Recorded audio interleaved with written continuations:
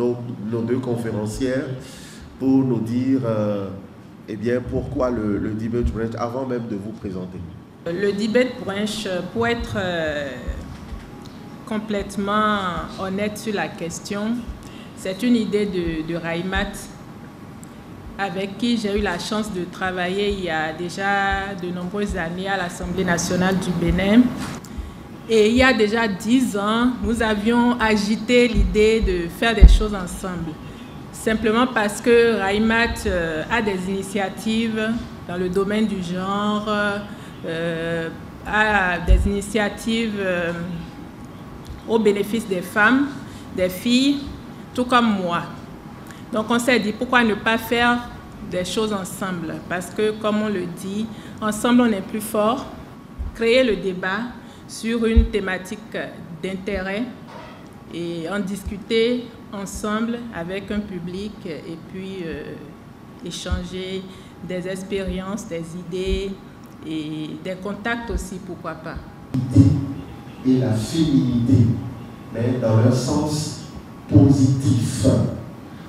Alors je commencerai par vous présenter Raimat Tibri Oumba. Elle est juriste consultante en genre et développement. Elle est titulaire d'un master en droit de la personne humaine et démocratie. Elle est aussi nantie d'un diplôme de linguistique obtenu au CNPS à Accra, au Ghana. Elle est directrice exécutive de l'ONG Femmes engagées pour le développement, ONG FED, ou plutôt FED ONG. Et cette ONG, il faut le préciser, œuvre depuis 2009 à faire éclore le leadership des femmes en République du Bénin. Alors, je dois d'emblée reconnaître que nous étions habitués à l'un des deux concepts. Il s'agit de la masculinité. Alors, nous allons l'aborder en deux phases. Nous allons voir ce que c'est que la masculinité dans un premier temps, puis dans un second temps, la masculinité positive. Raimat, c'est à vous que nous allons laisser le microphone. La masculinité, dites-nous la vérité, c'est quoi au Et soyez tous les bienvenus quand même. Et nous vous remercions beaucoup pour votre intérêt à cette question qui est d'actualité. Partout aujourd'hui dans le monde, au Bénin, en Afrique, et en Europe, partout, la question de femmes est d'intérêt. Et aujourd'hui, il y a aussi les notions de genre qui s'ajoutent. Donc, il est normal que nous autres qui nous intéressons un peu à la question du féminisme, nous essayons quand même de faire le parallèle qu'il y a entre les deux genres, les deux sexes, afin de trouver quand même le bon bout à tenir. Parce qu'aujourd'hui, les questions, les discours vont dans tous les sens, on ne s'en sort vraiment pas. La jeunesse est un peu égarée, la jeunesse ne se retrouve pas dans tout ce qu'il y a. Et aujourd'hui, on a l'impression que la balance est en train quand même de tourner vers un genre exclusivement au détriment de l'autre. Je veux parler des défenses de droits des femmes. On ne parle que femmes, femmes, femmes tout le temps. Et parfois, les hommes nous abordent et ils disent, mais attendez, il n'y a que vous. Effectivement, il n'y a pas que nous. Il y a aussi les hommes. Et je ne pense pas que l'équilibre de la femme peut être réel si à côté, elle n'a pas connu un père, si après, elle n'a pas eu un amant, et qui après, l'amant qui devient mari. Donc, c'est un tout en fait qui fait une vie. Et c'est pourquoi justement Kamed et moi, nous avons décidé de parler de ce terme-là avec vous, bien entendu. Nous n'avons pas la science infuse, nous ne savons pas forcément tout sur le terme, mais nous allons échanger ensemble et chacun pourra sortir de ce qu'il peut par rapport à ce que nous voulons dire. Alors, Charles m'a donné la parole sur la masculinité, ce que je pouvais dire sur la masculinité. La masculinité, ça va de soi. Quand on entend le terme, masculinité, c'est dégager de masculin. Ce qui est masculin, c'est tout ce qu'on peut reconnaître, tous les caractères qu'on peut reconnaître et qui sont forcément alliés au sexe masculin. Donc, la masculinité, c'est un ensemble de choses qui permet de reconnaître un homme, un être homme. Homme petit h, puisque, bon, je ne suis pas dans les études juridiques ici, mais sinon le droit quand même a pu dégager quelques caractères qui pouvaient faire qu'on pouvait reconnaître un homme différemment d'une femme. Ok, concernant alors la masculinité positive, un petit mot, on peut en savoir un peu. La masculinité positive, c'est un thème que nous inventons. C'est une perspective qu'on est en train de vouloir former, de vouloir atteindre, puisque thème masculinité positive ou même féminité positive, ça a été un concept que nous avons essayé de dégager pour faire l'équilibre entre les deux genres. Donc, parler de masculinité positive, c'est appeler les individus de sexe masculin à développer un ensemble d'actes et de comportements qui pouvaient être vraiment utiles à la société. Donc, c'est ça que nous appelons masculinité positive. C'est une perspective, en fait. C'est une atteinte, c'est un chemin, c'est un parcours. Et en venir à dire que nous avons la masculinité positive, c'est que nous arrivons à avoir des hommes qui sont conscients de leur appartenance à une société et qui font des choses, qui posent des actes positifs qui permettent au sexe opposé, c'est-à-dire le sexe féminin, de se retrouver ensemble et de faire de bonnes choses afin que la société se porte mieux. En fait, c'est ce que nous pouvons comprendre de façon globale de la masculinité positive. Merci Raimat pour ces renseignements, ces notions qui nous ont permis justement d'avoir une idée précise là maintenant. C'est Carmen Fifa-Mentodonou qui est titulaire d'un doctorat en communication sociale. Elle est aussi nantie d'une licence et d'un master en journalisme et communication, puis d'un diplôme d'études approfondies en linguistique communication. Elle est la directrice adjointe de l'Institut parlementaire du Bénin et point focal genre de l'Assemblée nationale. Elle est autrice de 10 ouvrages, s'il vous plaît, édités dans différents genres littéraires et de courts-métrages de cinéma. Alors, Carmen Toudonou, je vais me tourner vers vous. Très honnêtement, dites-nous, est-ce que c'est important, je dirais, de la pratiquer ou de la faire observer, de la faire vivre en société? Pour répondre à votre question, l'importance de la masculinité positive, c'est au lieu de dire tout le temps les hommes sont mauvais, c'est eux qui nous font violence, c'est plutôt de dire qui sont les hommes qui ont un comportement positif. Mettons-les au devant de la scène, mettons-les en avant. Et puis, si c'est les femmes qui viennent dire ne soyez pas violents envers nous, le message peut peut-être moins bien passer que si ce sont des hommes qui ont des comportements positifs, qui viennent dire on peut se comporter autrement avec les femmes, on peut respecter les femmes, on peut les protéger, on peut leur créer des conditions idoines pour qu'elles puissent aussi s'exprimer. Donc, c'est en cela que la masculinité positive est une bonne chose. Donc, l'idée, c'est vraiment de donner la parole à ces hommes qui ont un comportement positif, de les montrer en exemple et de faire en sorte qu'ils fassent partie de la solution. Donc, ne pas toujours montrer les hommes qui sont des problèmes, mais ceux qui font partie de la solution. Je vais votre dernière proposition. Tout à l'heure, on va peut-être laisser le microphone aux chères dames qui participent donc à ce debate brunch cet après-midi. On fera un sondage. J'ai presque envie de donner une réponse à l'une de vos préoccupations. Qu'est-ce qu'un homme bien? je dirais qu'un homme bien, c'est celui qui est hautement démocratique, donc il partage aussi la parole. C'est d'ailleurs ce que je vais faire là maintenant. On est dans une causerie, on a évoqué le partage d'expériences. On va faire circuler le microphone, donc nous allons aller de l'autre côté de la barrière. On va vous donner la parole pour vous permettre justement de réagir, de donner votre avis sur les différents les concepts qui ont été développés, mais également les idées qui ont été énoncées lors des propos de Carmen et de Raïma. Moi, je suis très heureux d'être avec vous cet après-midi. J'ai pris des notes. C'est vrai que nous sommes dans un contexte de paradigmes différents. Lorsque je m'en tiens à l'introduction de Mme Djibril Moriba, en Europe, on évolue vers des paradigmes d'une société sans hommes.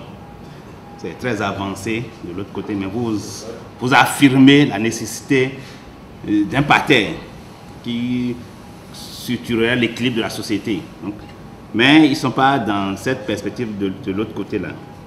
Le problème que nous avons au Bénin, c'est que nous ne produisons pas de la connaissance sur nos contextes. Regardez un peu l'Institut de la femme.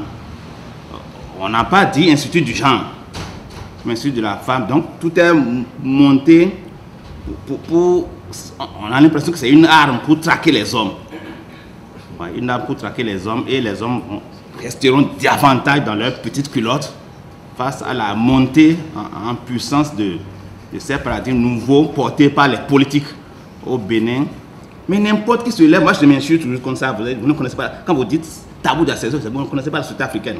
Allez en arrière, regardez un peu comment la société est au cœur. Parfois on dit même qu'il n'y a pas même de nom pour désigner le sexe masculin ou le sexe féminin. Alors qu'il y a tellement... C'est une société, la société africaine, c'est une société de procréation. Donc on n'a pas édité des normes pour empêcher la femme de procréer. C'est une société de code. Il faut savoir décoder pour comprendre. Donc, en fond, il y a au moins 10 à 20 façons de désigner le sexe féminin ou le sexe masculin. Mais si vous ne comprenez pas ce code, vous allez dire qu'on n'évoque pas le sexe féminin, qu'on n'évoque pas le sexe masculin. Donc, il n'y a pas de tabou de la sexualité. Il faut vraiment que nous commencions par documenter nos contextes pour dire, à partir d'aujourd'hui, que la sexualité est bien présente dans nos cultures. Et regardez un peu autour de nous également. Les hommes sont quand même très malheureux, malgré cette tendance de masculinité que vous écoutez. Moi, j'étais dans mon quartier, un peu dans la Zopa, à Bomekalavi. Depuis 10 ans, j'ai recensé le nombre de chefs de ménage décédés hommes et le nombre de veuves qui sont restés aujourd'hui, qui se rajeunissent davantage.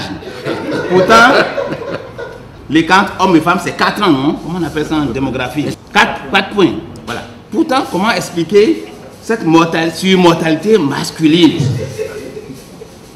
Malgré tout ce que vous dites, les hommes meurent comme des mouches tous les jours que Dieu fait, pour diverses raisons. C'est des éléments que j'apporte au débat afin que nous puissions engager des réflexions pour produire des connaissances sur nos contextes et dégager des paradigmes novateurs, contextualisés, qui puissent nous permettre de rompre avec les modèles voyageurs. Je suis dans plusieurs systèmes, je sais comment à travers les ONG, à travers les financements, les paradigmes voyageurs, les modèles voyageurs s'immiscent dans nos contextes, et c'est très avancé par rapport à ce que vous et moi, l'iceberg, c'est vraiment un iceberg. Ça s'immisce dans nos systèmes, mais comment nous, on pourrait construire des modèles adaptés à nos contextes, et c'est ça qui pourrait être le ferment même de l'avenir de nos sociétés. Je pense que c'est à ce niveau que cela se trouve. Je vous remercie. Je m'intéresse beaucoup au concept. Quand on parle du masculin, du féminin, il y a déjà des concepts préétablis. Vous voyez, on parle de sexe faible et de sexe fort. Qui a établi ça? Des hommes, c'est qui? Et puis, nous avons étudié la biologie. Vous savez, il y a un symbole pour désigner le gamète mâle et un symbole pour désigner le gamète femelle. Alors, il y a un psychologue qu'on appelle John Gray qui a écrit un ouvrage intitulé « Les hommes viennent de Mars et les femmes de Vénus ». Alors, quand vous prenez la planète Mars, vous allez voir, c'est quel gamète? C'est le gamète qui correspond justement à l'homme. Et Vénus, c'est celui qui correspond à la femme. C'est qui Mars? Mars, c'est le dieu de la guerre. Donc l'homme, c'est le guerrier déjà. Vous voyez comment... Et Vénus, c'est la déesse de l'amour. Donc c'est un peu ces différents concepts-là. Mais qu'est-ce qui est intéressant dans tout ça là? Je voudrais dire que, en réalité, entre l'homme et la femme, c'est un problème de communication. Étant donné que les deux sont issus de planètes différentes et ne parlent pas la même langue, donc il est difficile qu'ils se comprennent. Et il montre par la suite que chez la femme, ce qui compte, c'est l'hyperbole, elle exagère. Vous pouvez lui donner quelque chose, par exemple, aujourd'hui, demain, elle va dire que tu ne me donnes jamais rien. Et elle peut ouvrir sa garde-robe, regarder dedans et dire qu'il n'y a rien dedans, alors que vous voyez qu'il y a plein de choses. Donc vous devez relativiser, parce que ça, c'est son langage. Alors que l'homme, lui, préfère direct. Donc moi, je vois d'abord ce problème de communication qu'on doit essayer de résoudre entre l'homme et la femme. Oui, nous allons donner la parole au professeur Moulenou. Merci, M. Dianou. Merci, Mme Toudoun et Gibril Moriba. Je vais commencer par commenter d'abord votre thématique, la masculinité positive.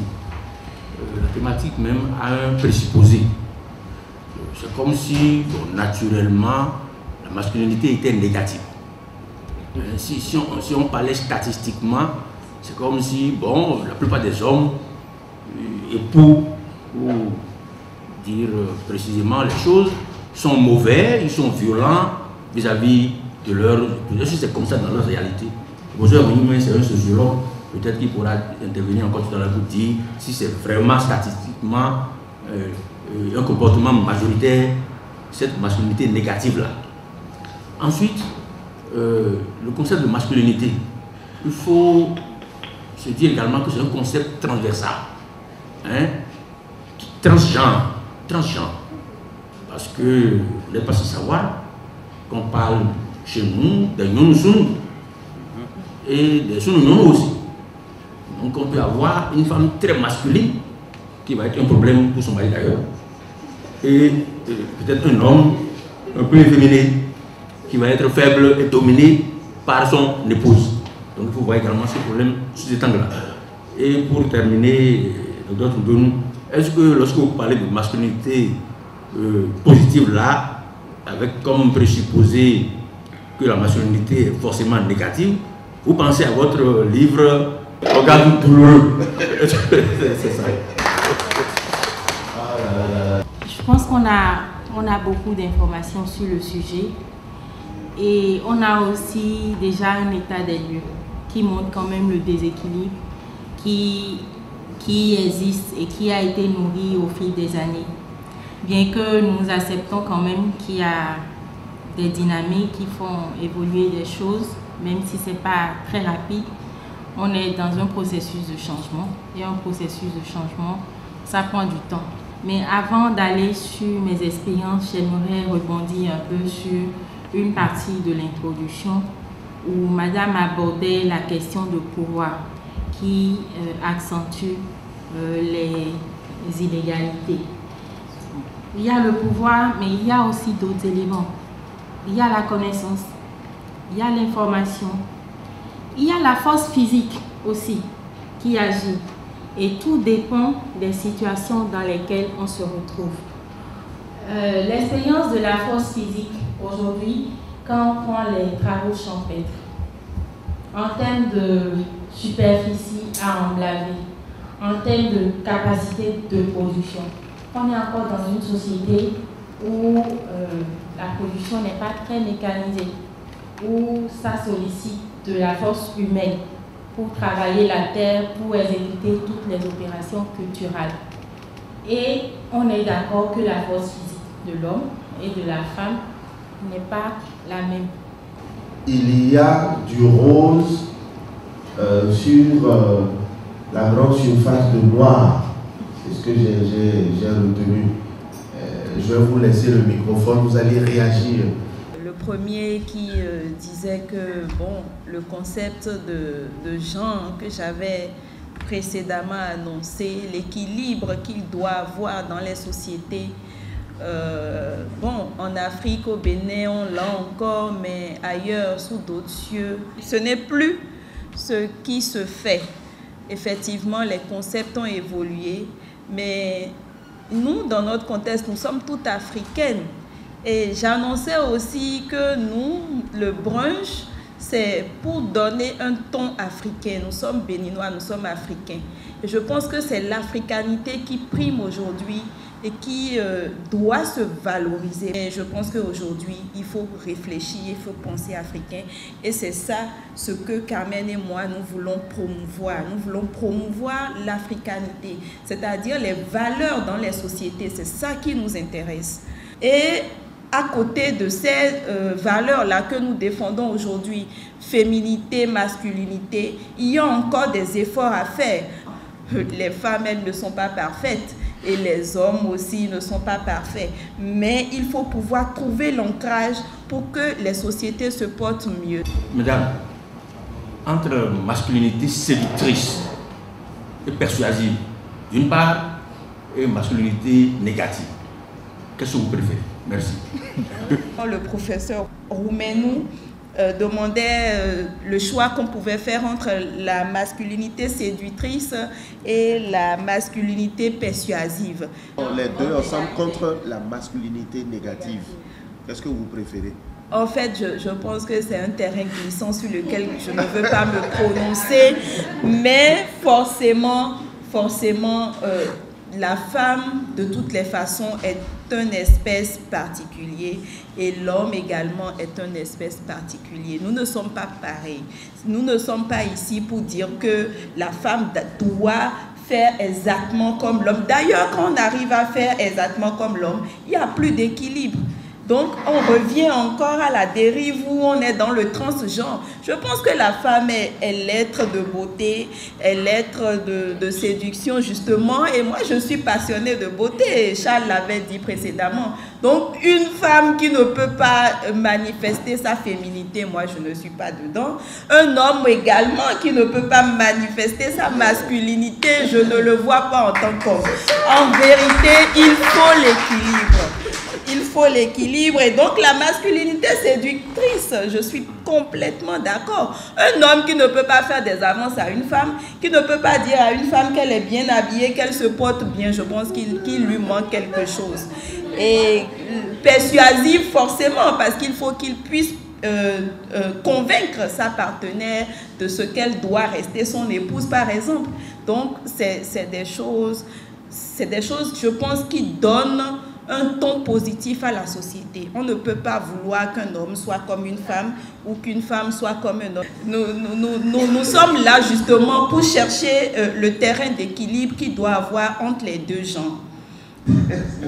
Carmen Toudonou, Raïma t'a parlé, vous avez entendu. Qu'est-ce que vous avez envie d'ajouter ou plutôt de répondre, notamment au professeur Roumenou? Et quand j'ai vu toutes les personnes venir cet après-midi, je me suis dit que nous avons tort de désespérer parce qu'il y a encore de l'espoir. Parce que je sais que c'est une période très difficile et c'est la veille de la rentrée et vous avez choisi d'être là. Merci beaucoup. Et puis vos interventions ont montré que vous n'êtes pas venus parce que Raïma a un joli sourire ou que vous aimez bien Carmen, mais vous êtes venus parce que vous aviez une contribution à ces débats-là. Donc, merci beaucoup. Et nous n'avons fait que la première partie du débat. Nous avons parlé des hommes. Tout à l'heure, on va parler des femmes. Et on a parlé aussi de féminité positive. Donc, nous partons aussi du présupposé qu'il existe une féminité négative, bien entendu. Et donc, il y a du négatif et du positif aussi bien chez les femmes que chez les hommes. Il y a de la masculinité dans une femme aussi, il y a de la féminité dans un homme. Et il y a des femmes qui font la guerre, elles ne sont pas nombreuses. Il y a des hommes qui sont plus peut-être féminins que d'autres hommes. Et moi, je pense que c'est des choses qu'il faut accepter. Et justement, quand on parle de masculinité positive, on attend d'un homme qu'il soit fort, qu'il soit dur.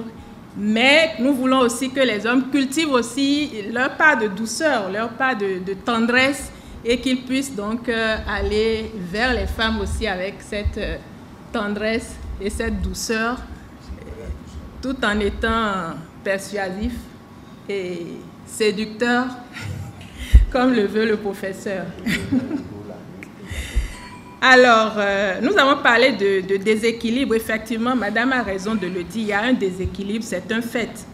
Il y a un déséquilibre déjà dans la langue. Et nous, notre objectif en faisant ce débat, c'est qu'il faut évoquer cette hégémonie du mal froidement, tout en disant que ce ne sont pas tous les hommes qui sont mauvais, ce n'est pas tous les hommes qui font des violences aux femmes. Donc, il faut aussi parler des hommes qui ne font pas violence aux femmes et il faut les montrer en exemple pour que le problème évolue. Donc, on a parlé des problèmes d'accès au foncier, des problèmes... Madame a dit que le pouvoir, c'est là. Il y a des problèmes de connaissances. Les hommes ont plus de connaissances, ils ont plus d'informations, ils ont plus de force physique. Tout ça, c'est le pouvoir. Le pouvoir, ce n'est pas seulement être chef. Le pouvoir passe par tout cela, ça passe aussi par l'argent. L'argent, c'est un pouvoir. C'est l'amour qu'on chante, c'est la poésie qu'on compte. Ici, sur chaque visage, c'est le sourire et les faux rires pris en otage. Ici, à chaque coin de rue, on côtoie quasiment les mêmes individus. Et bien ici, c'est le terminus. Ici, on parle de tout et de rien, même si de rien ne sortira rien. Au moins du tout pourrait sortir un rien du tout. Alors ici, on tente l'impossible.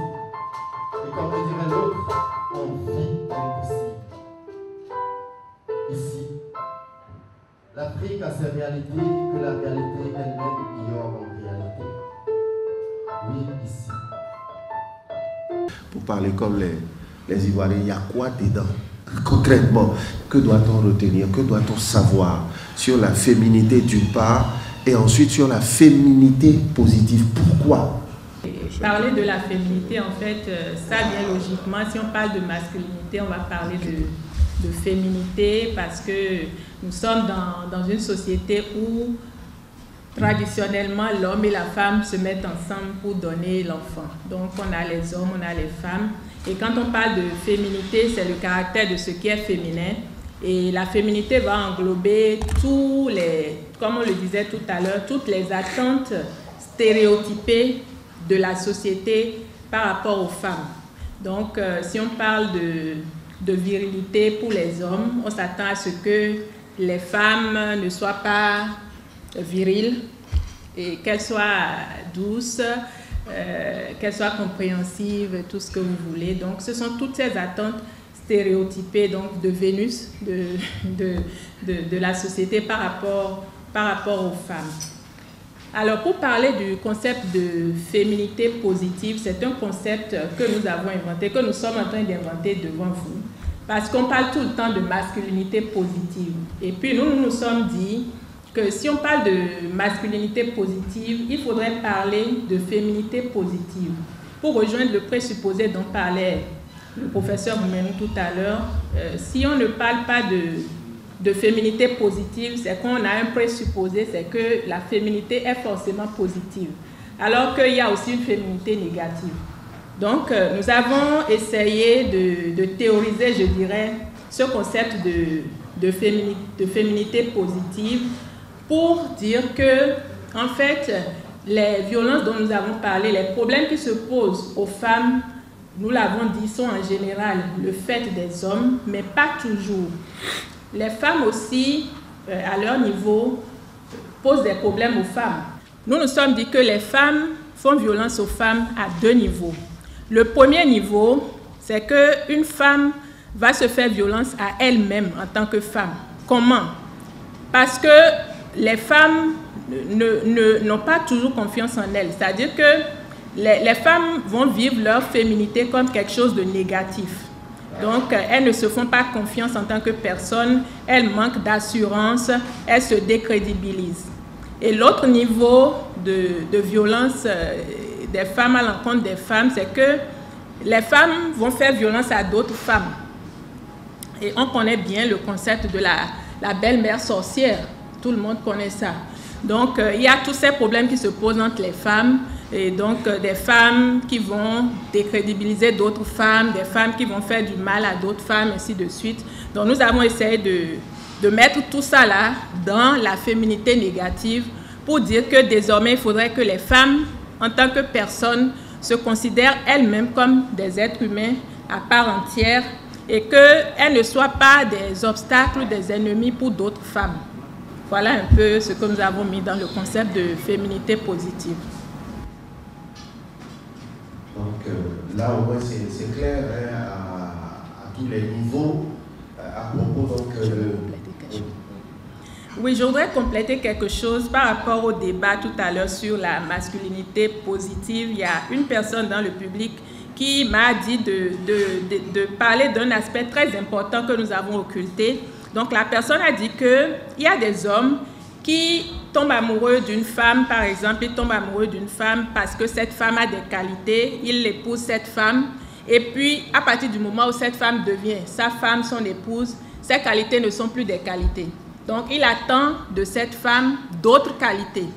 Et les femmes vont se détruire parce qu'elles ont envie de se conformer, je dirais en quelque sorte, à ce stéréotype que l'homme, le mari, l'époux attend d'elles, et elles ne sont plus elles-mêmes. Et ce sont des souffrances aussi pour les femmes. Donc on pourra toujours en parler pendant le débat. Merci Carmen Toudonou. Je vais me tourner vers Raïmat. Alors Raïmat, la féminité positive, est-ce vraiment important pour notre société aujourd'hui?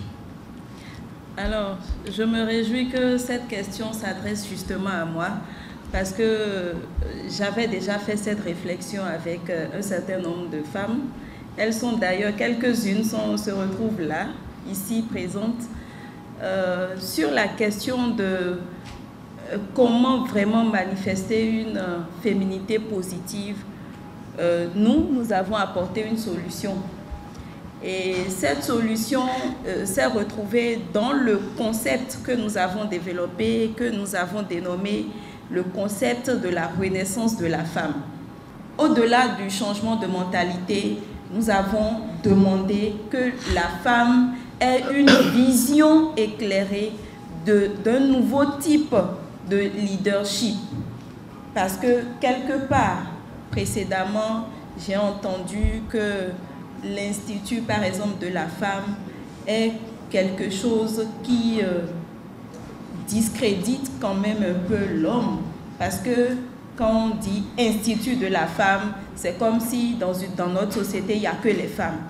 Alors que quelque part, ceux qui l'ont dit, c'est aussi pour régler un problème. C'est pour essayer de venir à la rescousse de ces femmes-là qui sont au quotidien violentées. Moi, je suis arrivée avec mon organisation, je suis arrivée à comprendre que relativement les hommes commencent par comprendre. J'estime que ce n'est pas les professeurs qui se retrouvent ici avec nous qui me diront le contraire. Il n'y a pas d'homme. D'ailleurs, tout à l'heure, on a écouté un poème dédié à la femme. Donc, je ne pense pas qu'aujourd'hui, au XXIe siècle, il y ait encore des hommes qui dénient ou qui ne reconnaissent pas l'existence et la valeur d'une femme dans la société. Mais le problème aujourd'hui, c'est qu'on arrive aussi à voir au sein des femmes certains comportements qui ne vont pas forcément en harmonie avec tout le combat que nous faisons pour elles. Alors, vous me direz que moi, je suis militante et que, en tant que militante, je ne devrais peut-être pas tenir ces propos-là qui n'arrangent pas forcément la femme. Justement, moi, je m'inscris dans un militantisme relativement éclairé qui se refuse de suivre les yeux fermés les directives de nos partenaires au développement qui nous donnent des orientations qui ne sont pas forcément profitables, oui, à notre culture et à notre société, à notre éducation justement africaine que nous avons reçue. J'ai bien envie de vous poser une question à vous deux, inspirée justement du postulat de vos tantes, chère Raïmat. Alors, un chef d'entreprise qui est friqué, qui a de l'argent et qui a plusieurs femmes, c'est quelle qualité de masculinité ça? Est-ce que vous allez être contre ça encore? Non, non. donne-moi la parole. Je ne suis pas contre ça, justement, parce que notre culture l'accepte. Notre culture, et même, je me demande, même si même ailleurs, ça ne s'accepte pas.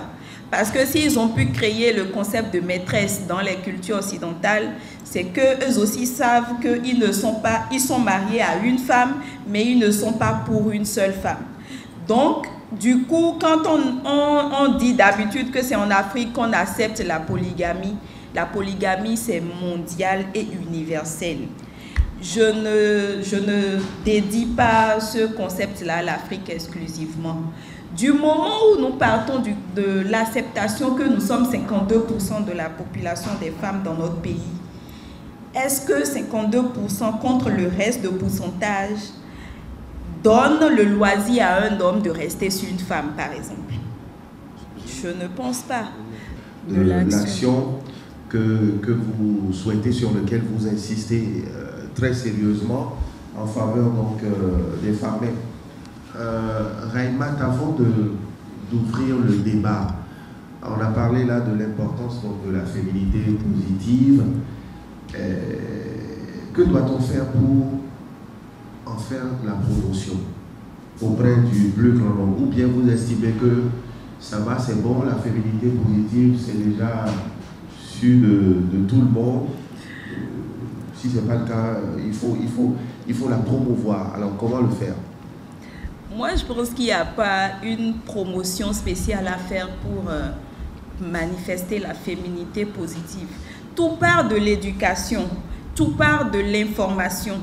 Alors, à partir déjà de ce que nous faisons, c'est déjà des canaux d'information, de sensibilisation qui peuvent éveiller les consciences et permettre aux femmes véritablement de prendre conscience du fait qu'il faut qu'elles essaient d'évoluer avec le temps, en n'attendant plus forcément, en ne se victimisant plus forcément, en ne mettant pas forcément dans leur tête que leur bonheur doit forcément venir de la rescousse d'un homme, en se disant qu'elles peuvent elles aussi participer au bonheur d'un homme. Parce que c'est ça que j'appelle le changement de mentalité, c'est dans les deux sens. Par exemple, dans notre culture africaine, on adule la femme ou bien le mari d'une femme en disant oui, notre soeur là, elle a trouvé un bon mari. C'est que le bon mari est un homme aisé, il est riche, il est peut-être à un poste politique, il est ministre de la République ou président de la République. C'est à ce prix-là, ou bien peut-être un chef d'entreprise très fortuné. C'est là où on dit, ah, elle a trouvé un bon mari, il est quand même bon, mais bon, tu sais, hein, il a plusieurs femmes quand même. Donc, on ne voit plus le fait que cet homme a plusieurs femmes là. On ne voit pas la souffrance que notre sœur ou bien cette femme peut endurer. Mais on dit qu'elle a eu un bon mari parce que le mari est riche. Le changement de mentalité doit s'opérer pour que la féminité positive aussi soit réelle. Donc, voilà un petit exemple que j'ai donné qui est vrai, qui est, même si nous sortons, nous franchissons cette porte, c'est comme ça que nous allons raisonner. Lorsque une femme est mariée et qu'elle a un mari pauvre, on ne la regarde pas. Ou bien, on peut la regarder parce qu'elle-même, elle vaut quelque chose. Mais à côté, on dira, oh, elle est comme ça, bien éduquée, elle a le doctorat, mais c'est un mari ouvrier qu'elle a pu avoir. C'est notre culture, même moi, je le dirais. Donc, c'est des choses qu'il faut transcender. Je ne vais forcément pas applaudir une femme qui a le doctorat et qui s'en va se mettre avec un ouvrier qui n'a aucun niveau, parce que là aussi, le vivre ensemble ne sera pas facile. Parce que c'est après une question de complémentarité qu'il faut quand même soutenir aussi. Quelqu'un qui n'a rien, qui ne fait rien, qui est dans la drogue par exemple, qui est alcoolique, avec une femme bien éduquée, qui a son doctorat et qui travaille et qui gagne sa vie. Je ne pense pas que l'équilibre peut se faire avec ces deux espèces-là qui ne sont pas du même monde forcément. Donc, forcément, il faut l'équilibre et justement, on va à l'école pour être éclairé, pour avoir une vision éclairée. Et donc, la femme qui a un niveau de responsabilité, qui a un niveau d'éducation, doit savoir aussi avec qui se mettre, pas forcément avec celui qui a de l'argent. Mais quand on va dans la genèse chrétienne, c'est qu'un homme doit s'allier à une seule femme. Heureusement, chez nous, en islam, on donne le loisir à l'homme d'aller vers 4 femmes, mais on dit bien si il est capable de gérer. Là aussi, c'est encore très sensible. Les hommes musulmans pensent qu'on a dit seulement d'aller vers 4 femmes. Non, on a dit il faut être capable de gérer. Donc, il faut pouvoir gérer les femmes dans la proportion de tes moyens et de façon équitable. Ce qui n'est pas forcément vrai pour un homme. Parce que le cœur forcément se penche forcément sur une seule personne finalement. Il les aligne, les femmes sont là, les enfants sont là, ça fait une famille. Mais après, allez-y voir les douleurs de chaque femme. C'est de ça qu'il s'agit en fait. Moi, je ne suis pas celle qui fait l'apologie de la monogamie, parce que de toutes les façons, tout ce que nous disons, ça n'empêche pas les hommes d'aller vers une multitude de femmes, ou bien une multitude de copines, si on peut le dire ainsi. Donc, il faut seulement que les femmes soient intelligentes de pouvoir gérer cette polygamie ambiante des hommes. Il faut seulement que la femme fasse son choix et qu'elle sache dans quoi elle se met elle-même. C'est de ça qu'il s'agit aujourd'hui. Mais ce qui est clair, nous ne pouvons plus espérer aujourd'hui, avec le pourcentage grandissant des femmes, que l'homme ne restera que sur une femme. Nous allons évoluer tout doucement vers le débat, mais avant de vous donner la parole, je pense que nous allons introduire dans le débat un peu plus de saveur, du goûteux. Nous allons inaugurer le brunch. Et croyez-moi, ce brunch-là va vous brancher. Je voudrais partager une expérience que je vis depuis quelques années, on va dire 3 ou 4 ans, avec les projets qu'on a pilotés ensemble, appelés Oestrogène et puis Sororité Chérie. Alors, quand on parlait tout à l'heure de comment passer à l'action pour que la féminité positive entre en branle, je trouve que ce creuset qu'on a réussi à mettre en place, grâce à Carmen qui nous a réunis, est déjà un tremplin parce que nous sommes passés d'une dizaine de femmes à au moins 35 femmes aujourd'hui, d'ici et d'ailleurs, et on partage au quotidien nos expériences, nos travaux, nos craintes et tout, et puis on ne se sent plus seul réellement dans nos quotidiens. On vivait sur des clichés, sur de la retenue surtout par rapport à nos sœurs femmes, mais avec ce cheminement, on va dire, qu'on a commencé, on apprend mieux à comprendre nos sœurs. Béné Excellence Fondation Vallée et coordinatrice animatrice du magazine L'Invité. Alors, j'ai suivi un peu le débat jusque-là et j'avoue que c'est très intéressant.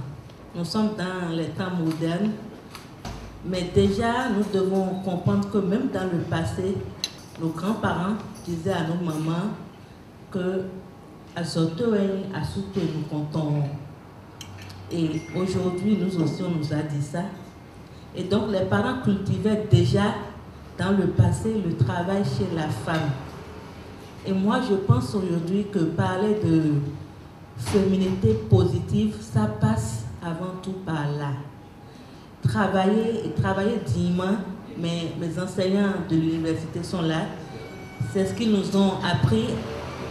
Travailler, mériter réellement de porter le titre. Quand on est en train de vouloir un poste au même titre qu'un homme, il ne faudrait pas que ce soit notre charme qui nous permette d'avoir ce poste. Il ne faudrait pas que notre titre de mère fasse que nous délaissions notre travail. Il faudrait qu'on mérite réellement le titre qu'on porte. C'est important et c'est cela la féminité positive selon moi. Je me demande si on ne gagnerait pas en éclairage dans ce débat sur la masculinité et la féminité en interrogeant un peu notre passé? Je crois qu'on y gagnerait. Et à propos du passé, je voudrais dire que l'islam, c'est pas nous. Parce que tout à l'heure, on a évoqué la Genèse, on a évoqué l'islam qui dit que l'homme peut avoir jusqu'à 4 femmes à condition que, je dis l'islam, c'est pas l'Afrique en tout cas, c'est pas l'Afrique noire. Moi, je suis catholique pratiquant, mais je dis que le catholicisme, c'est pas l'Afrique noire aussi. Interroger notre passé, c'est aller un peu plus loin pour voir, non pas pour y retourner, mais y prendre de l'éclairage, j'ai dit, dans notre société là, que je connais quand même un peu, parce que je passe ma vie depuis 40 ans à lire et à enseigner les livres des femmes. C'est l'une des raisons pour lesquelles je suis ici. Je voudrais poser aux dames qui sont ici, peut-être à tout le monde, cette question-ci. Est-ce que vous trouvez que la masculinité positive, disons, gagne du terrain ou bien est en recul? Est-ce que les hommes sont désormais plus positifs vis-à-vis des femmes? Je peux vous poser cette question, c'est notre réalité. Je suis avocate de profession. Mais moi, ce que je peux dire par rapport à la féminité positive, c'est que je rejoins un peu celle qui m'a précédée lorsqu'elle dit que la féminité positive passe par le fait que nous, les femmes, il faut que nous comprenions que nous ne devons pas nous-mêmes nous mettre des barrières dans la tête. Moi, mon milieu, c'est un milieu d'hommes. C'est vrai, il y a beaucoup plus d'hommes avocats que de femmes avocates. Mais je peux vous dire que nous, les femmes avocates, nous avons pu nous imposer et nous avons pu donner l'impact que nous, les femmes avocates, nous voulons donner à notre profession. Nous avons pu le faire. Quand je vais à la barre, que je suis en train de plaider un dossier avec un confrère homme, le confrère homme voit toujours d'abord, ce n'est qu'une femme. Elle est limitée dans ce qu'elle va dire par rapport à moi. Alors que nous avons étudié le même droit, nous sommes allés à la même école, nous avons reçu les mêmes formations. Mais lui, il estime que ma qualité de femme me met déjà en infériorité par rapport à lui. Et par rapport à ça, nous les femmes, qu'est-ce qu'il faut que nous fassions? Qu'est-ce qu'il faut que nous puissions démontrer dans une société où déjà on nous voit déjà en personnes déjà inférieures? C'est juste de nous mettre au travail comme eux. Si un homme doit travailler, doit sortir à 23 ans, il faut faire un choix. Le métier ne doit pas nous empêcher d'être aussi femmes. C'est-à-dire qu'il faut faire la différence entre la femme que nous sommes à la maison et le métier que nous exerçons. Si mon métier me demande de rester jusqu'à 23 heures pour satisfaire le dossier d'un client, je le ferai puisque c'est pour ça que je dois rendre. C'est ça qui fait de moi que je suis égale à l'homme par rapport au métier que je fais. Lorsque je quitte ce pas et que je rentre chez moi, le partenaire de vie que j'ai avec moi doit être également en mesure de comprendre. J'ai une femme qui a un métier qui ne répond pas aux exigences d'un métier d'une femme qui sort à 17h30. Et tout ça, ça doit faire l'objet de communication et de dialogue entre votre partenaire et nous. Un auteur dont j'ai oublié le nom a dit « Quand on entre dans la forêt, les arbres disent « Le manche est un des nôtres ». Je dis, parfois, les femmes sont des problèmes à d'autres femmes. Donc si cela peut changer, ce serait très bien. Akofa ne va pas me contredire. Elle a dit même dans le groupe que nous partageons, les femmes sont plus dures envers les femmes qu'envers les hommes. Et donc, nous essayons de déconstruire tout ça et de faire avec toutes ces difficultés, parce qu'il n'a pas été dit que ce serait facile. Donc, on essaie de faire avec. Et je pense qu'on essaie de progresser. Petitement, mais on progresse quand même. Alors le question a demandé si les hommes sont plus positifs aujourd'hui. Moi, je dirais oui. Je dirais oui parce que aujourd'hui, on a des hommes quand même qui peut-être ils font pas la pâte, mais qui peuvent peut-être prendre le bébé, le dorloter pendant qu'il pleure, pendant que madame est à la cuisine, pendant qu'elle essaie de faire le repas. Donc je pense qu'on est en train d'évoluer. Maintenant, il faut qu'on veille à ce que ces acquis-là ne fassent pas que le fondamental qui était là, qui assurait la stabilité, que ces acquis-là ne déstabilisent pas plus la société. C'est ce que je pense. Et je voudrais finir avec deux citations d'un livre que j'ai beaucoup aimé de Chimamanda Ngozi Adichie. C'est une écrivaine nigériane et qui a écrit un livre sur le féminisme. Et dans ce livre, elle montre que nous devrions tous être féministes, autant hommes que femmes. Et je vais vous donner deux citations qui me questionnent beaucoup. Alors la première citation dit ceci: la question du genre se distingue de celle de la classe sociale. Quelle que soit leur pauvreté, les hommes ne perdent pas leurs privilèges d'hommes, quand bien même ils ne jouissent pas des privilèges procurés par la richesse. La deuxième citation, elle dit: nous sommes tous des féministes. Nous apprenons la honte à nos filles. Croise les jambes, couvre-toi. Nous les persuadons qu'elles sont coupables simplement parce qu'elles sont de sexe féminin. Aussi, en grandissant, deviennent-elles des femmes incapables d'exprimer leurs désirs, qui s'imposent le silence, qui ne peuvent dire ce qu'elles pensent, qui ont élevé la simulation au rang d'une forme d'art. Et elle finit en disant: nous passons un temps fou à apprendre à nos filles à se préoccuper de l'opinion que les garçons ont d'elles. Mais le contraire n'est pas vrai. Nous n'apprenons pas à nos fils à se soucier d'être aimables. Alors, il y a eu des interventions heureuses, il y a eu des prises de parole que j'ai beaucoup appréciées. Je ne vais pas ressasser les mêmes choses, mais il y a des interventions qui m'intéressent particulièrement par rapport à tout ce que j'avais eu à dire sur la polygamie, sur le fait que l'islam consentait que l'homme pouvait aller à 4 femmes. Effectivement, toutes ces prescriptions religieuses ne sont pas intrinsèquement liées à notre culture puisque c'est des religions importées. Mais comme c'est quand même des religions que nous avons acceptées et que nous considérons comme étant notre, on peut dire notre culture, notre croyance.